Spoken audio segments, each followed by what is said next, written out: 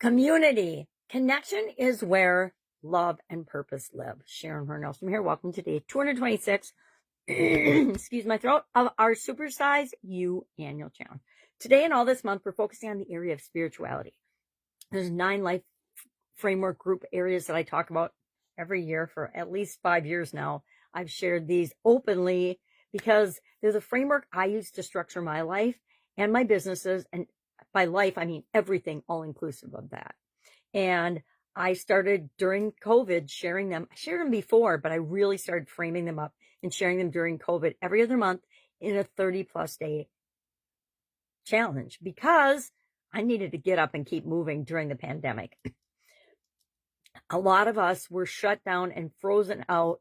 Lucky for me, I was already online, so I could still do things. But the vast majority of people that I knew were isolated, outside of communities, feeling all of the negative feelings that come with isolation and being stuck on our own, which again, don't get me started on that. It's a time we'll look back on and say, oh my God, what were we thinking? Or why were we not thinking? Topic for another day. So our topic today obviously is community. Where is the power of community, and how do we tap into community in order to enhance our spiritual growth and development for ourselves as individuals, for us as members of any other community, for us as members of our family? How do we go about doing that? There are so many different ways to do that. Some people will join a religious organization. Some people will go to services every Sunday or Saturday or whatever day of the week is right for you. Some people will join communities that are more spiritual in nature. Some people will join groups on social media.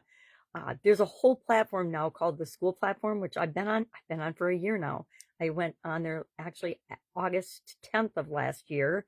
But also, when I got on there, I realized that I had been on there right in the beginning of the platform's formation in another community that has since been archived. But I was like, oh, that's why it was so easy to get in here. I've already been here before.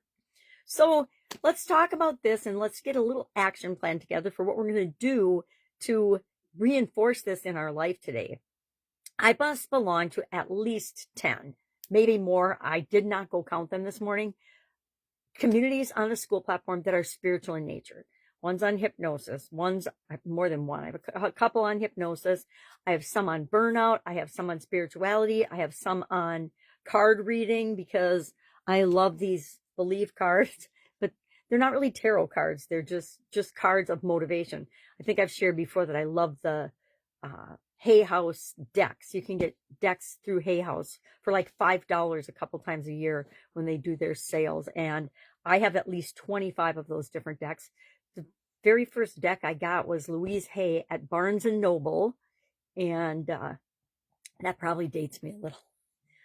So why do we care? Why do we want to be connected to communities? Well, I think that we've seen plenty of examples of isolation causing mental illness and mental breakdown and heinous behaviors that a person justifies in their mind, obviously at the time as being okay, or they wouldn't do it. I'm thinking mass murder, school shootings and things. Those people inevitably have been isolated and on their own, only interacting with the internet. That's going to happen when AI is the only thing that people interact with. That's even scarier to me than just the regular old internet. Not super scary, but something to be aware of and take note of and think about. If our best friend and only friend is an AI, we're in trouble, and we better walk outside, let the sun shine on our face, and find some real human beings to interact with. Oh yeah, that coffee feels so good on my throat. So community doesn't have to be a church. It doesn't even have to be a spiritual organization. It has to be other people that you connect with on a human level. Why? Because when we're in a group of positive, like-minded people, it brings out the positive and the awesomeness and the purposeful way to make the world a better place behavior in us. When we're in isolation, our subconscious and our minds will feed us up all kinds of garbage, a lot like AI, that we think is good for us or feels good when we read it, but it's actually not even accurate or true. We always want to be on the lookout for that, right? Is what I'm hearing or seeing even true or real? And how do I know? You know, we used to be able to turn on the TV and you could watch the news and you'd know that's what was going on in the world. Those days are long since gone, and we have to actually pay attention to what we're paying attention to. We have to pay attention to what we're watching. We have to cultivate and curate the things that feed us in a positive way and build us up and help us to be better human beings, not all the nonsense and propaganda that gets presented these days in the media, on social media, all over the place. We're surrounded by it.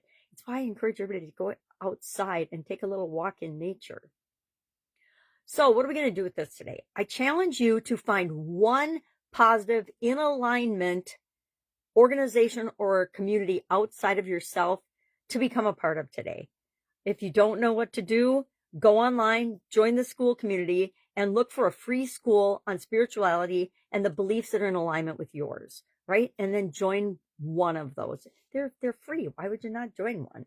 It's probably why I have at least 10 of them, because it was free to join when I joined a year ago.